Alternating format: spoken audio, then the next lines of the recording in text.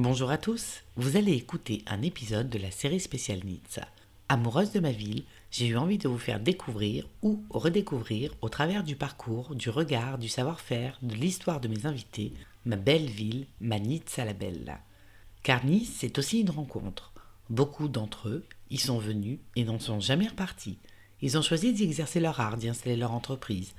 D'autres y sont nés, ont fait quelques apartés, mais ont eu invariablement envie d'y revenir. Ni soit un jour, ni soit toujours, dit le proverbe. Sur chaque épisode, un questionnaire spécial Nizza. Vous apprendrez quel est le plat niçois préféré de mon invité et s'il devait faire découvrir Nice à quelqu'un, où l'emmènerait-il en premier. Je vous retrouve tout de suite avec mon invité. Mais avant de vous le faire découvrir, je voulais vous dire que le meilleur moyen de soutenir ce podcast est de vous abonner et de partager vos épisodes préférés. Merci à tous. Bonne écoute.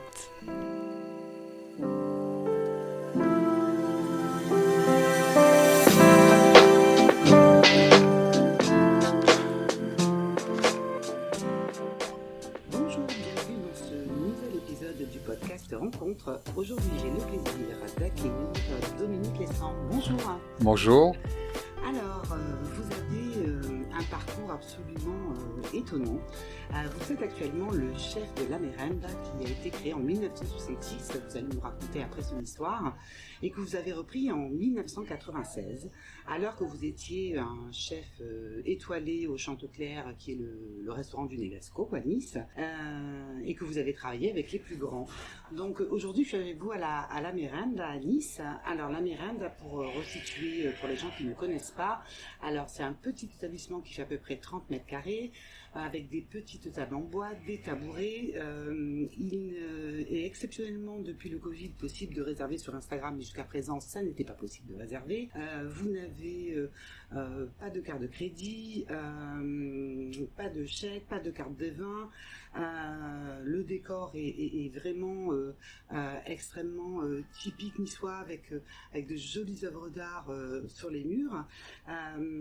Et puis, tout Nice aujourd'hui vient manger à la Merenda, mais aussi de grandes personnalités et des stars qui sont venues sur la renommée de votre cuisine. Alors, ma première question, ce serait, quand vous avez repris la Merenda après avoir fréquenté les plus grands établissements, c'est avant tout, vous m'avez raconté une histoire de rencontre, et la rencontre avec les propriétaires de la Merenda. Oui, la rencontre avec Jean et Christiane, les créateurs de la Merenda. Et moi, à l'époque, j'avais un restaurant à Monaco, et à Monaco, on m'a dit, il faut absolument aller à Nice, il y a un tout petit restaurant où on peut pas réserver. Mais maintenant, on peut réserver, sur place, voilà, ou Instagram, comme vous l'avez dit. On prend aussi les chèques, on les a toujours pris. Et eux, c'est vrai qu'à l'époque, étaient très fermés 3 jours par semaine, tout petit restaurant, ils avaient leur tête, et on mangeait divinement bien déjà à l'époque. Et j'adorais ce restaurant, et au bout de quelques années au Negresco, je me suis dit qu'est-ce que je vais faire maintenant, parce que c'est vrai que j'ai eu un parcours professionnel où j'ai commencé très jeune, j'avais 14 ans, j'ai travaillé dans des restaurants 3 étoiles, 2 étoiles, 1 étoile, et je me suis retrouvé à 24 ans avec un restaurant à mon nom à Monaco, le Château Ezal, Negresco, et j'avais l'impression d'avoir fait la boucle. Et en réfléchissant, j'ai dit mais il y a c'est devenu une évidence, c'est la Merenda, puisque Jean et Christiane m'avaient confié qu'ils commençaient à être fatigués, qu'ils voulaient prendre leur retraite. Et donc, je venais les voir toutes les semaines, je mangeais là régulièrement, et un jour, j'aurais avoué, j'ai dit, écoutez, j'aimerais bien racheter votre restaurant. Et là, ils ont été surpris. Ouais. Un chef à l'époque, j'avais qu'1 étoile au Chanteclair, et ils m'ont dit, ah bon, tu es sûr? Oui, oui. Et puis, le jour où j'ai eu le 2e étoile, Christiane a dit à Jean, maintenant, c'est terminé. Il a 2 étoiles, il vaudra plus ma Merenda. Et puis, j'aurais dit, si, j'avais toujours. Et bon, pour eux, ça a été quand même, je crois, un peu une consécration. Ils partaient à la retraite, et un grand chef reprenait, entre guillemets, leur petite affaire. Mais ils ont toujours fait un travail exceptionnel, et je tenais absolument à pérenniser, à continuer ce travail. Alors, d'ailleurs, vous m'avez confié que donc, c'est vraiment une sorte de transmission, puisque quand vous avez racheté la Merenda, vous leur avez demandé de vous transmettre leur cuisine également. Oui, c'est exactement. J'avais compris que, en fait, il fallait absolument rien changer à la Merenda.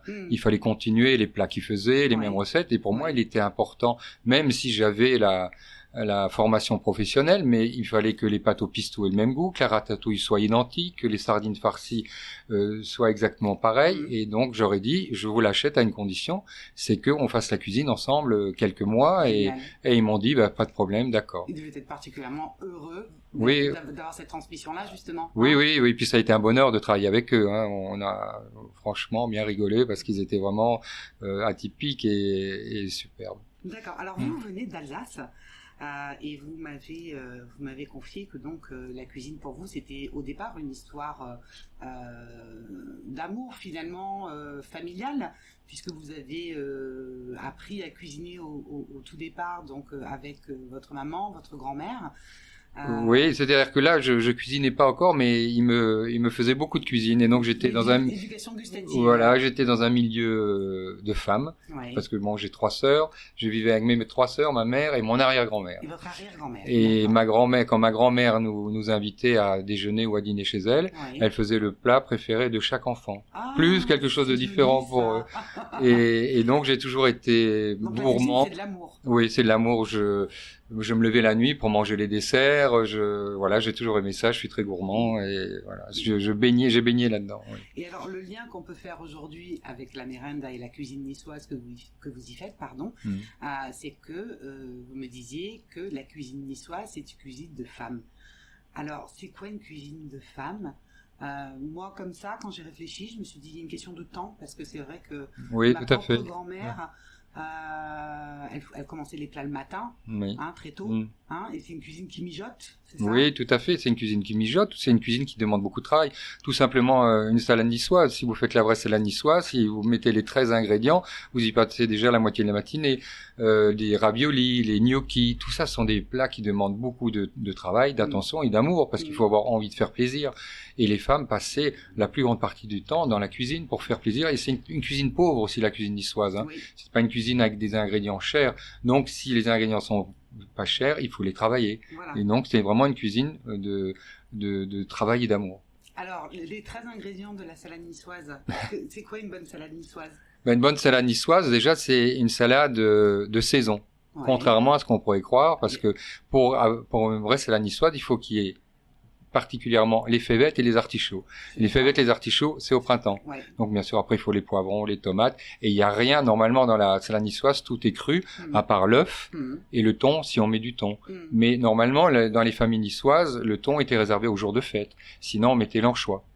Bon, aujourd'hui, on peut trouver les deux aussi. Pour exprimer un petit peu aussi cette notion de temps-là, une daube, c'est extrêmement long à cuire aussi. Oui, pareil, c'est une cuisine qui mijote. Ça, c'est comme vous l'avez dit tout à l'heure, il y a plein de plats qui mijotent, comme le stockfish, la daube, les tripes à la niçoise. Dans les collines, ils faisaient les lapins, ils faisaient plein de choses comme ça, et c'est une cuisine de plaisir et d'amour. Et alors, donc, dans cette région, en furetant un petit peu sur Internet, donc vous avez adopté la cuisine, dont vous êtes maintenant un représentant renommé. D'ailleurs, à ce titre, à la Merenda, qui vient manger? Racontez-nous un peu, parce que moi j'ai lu plein de choses sur alors il y a bien sûr les Niçois. Oui, je dirais tout le monde. Des souvenirs un petit peu particuliers quand même, avec des stars qui sont venus manger. Oui, bien sûr. Il y a moi tous les clients me font plaisir, qu'ils soient connus ou pas connus, des enfants qui viennent, je trouve ça toujours adorable, des petits qui viennent et qui se régalent avec des pâtes au pistou, des fois qui me prennent des tripes, et en fait Jean et Christiane et même moi, ça fait 25 ans que je suis là, que j'ai racheté la Merenda, je vois grandir les générations, et c'est des clients qui viennent depuis 2 ou 3 générations. Ça c'est pour les locaux. Après il y a les touristes étrangers, et puis bien sûr les stars, la liste est longue, il y a Robert De Niro, Catherine Deneuve. Alors Robert De Niro, par exemple, est-ce que vous vous souvenez de ce qu'il a mangé?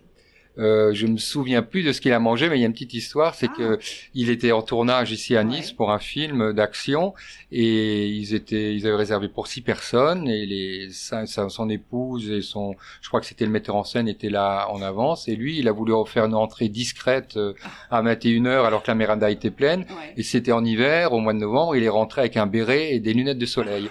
Je vous promets que tout le monde s'est retourné. Bon, en tout cas, vous avez le plaisir de faire découvrir la cuisine niçoise à toute la planète, finalement. Il y a énormément de gens qui sont du monde entier, c'est vrai. Mais moi, ce qui me fait plaisir, c'est c'est en fait le plaisir que prennent les clients de les voir à table, puisque la cuisine est ouverte à la Merenda. C'est ce contact avec les clients qui est intéressant. Alors aujourd'hui, vous continuez à participer, à faire découvrir la cuisine niçoise un peu partout, avec un site internet, La Merenda. Qu'est-ce que vous y proposez? Alors maintenant, c'est vrai que pendant le Covid, on a mis en place un site où on peut acheter des produits que j'ai sélectionnés. Donc il y a 13 produits sélectionnés avec mes fournisseurs, mon fournisseur que j'ai depuis 30 ans. Depuis que quand je suis arrivé sur la Côte d'Azur à Monaco en 84, j'ai eu un choc. Moi, c'était l'huile d'olive. Parce que, comme vous l'avez dit, je suis alsacien d'origine, avec un nom breton.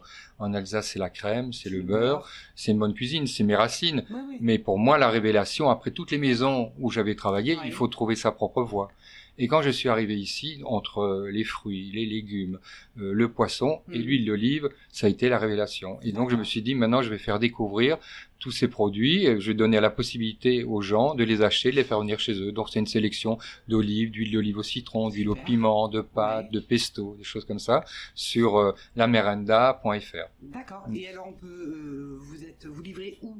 Bon, alors on livre en France, en Suisse, en Belgique, au Luxembourg, et on va s'étendre sur toute l'Europe. D'accord. Bon, et peut-être, on imagine que la Merenda pourrait se vendre un jour aux États-Unis. Ce serait fabuleux. Oui, aussi, on y songe aussi, oui. Hein, oui. Ce serait assez bien. Alors, ensuite, je voulais vous interroger sur le fait que, comme dans un précédent épisode, j'avais évoqué avec Édouard Didi de la bière du comté de Nice, que Nice était une terre de mer, mais aussi une terre de montagne. Et j'ai vu que vous étiez passionné de randonnée, et donc que vous appréciez énormément l'arrière-pays niçois. Donc cet amour de l'arrière-pays, ce plaisir de la nature, vous l'avez découvert ici aussi? Oui, tout à fait. En arrivant, je veux dire, moi j'arrive d'une belle région qui est l'Alsace, mais je crois que j'aurais pas envie d'y retourner pour y vivre. On est trop gâtés ici. On a le choix entre la mer ou la montagne, comme vous le dites. En hiver, le ski, l'été, les balades qui sont extraordinaires. Et bon, moi j'étais plus loin aussi que l'arrière-pays niçois. J'ai fait beaucoup de trek dans l'Himalaya et en Amérique du Sud aussi, dans la cordillère des Andes. Et c'est des souvenirs assez exceptionnels quand vous montez très haut. Et les rencontres dans l'Himalaya avec les moines, avec tous ces gens-là. Vous arrivez dans des villages à 5000 mètres d'altitude où les gens ils ont rien et le peu qu'ils ont, ils se le partagent. Ils veulent le partager avec vous. Ils vous accueillent avec le sourire. Et c'est des grandes leçons de vie. D'accord, mais écoutez, merci de ce partage à votre tour. Alors, je vais vous passer les deux questions que je pose à l'ensemble de mes invités sur les épisodes Nice. La première question est, quel est votre plat niçois préféré? Oui, il y en a beaucoup.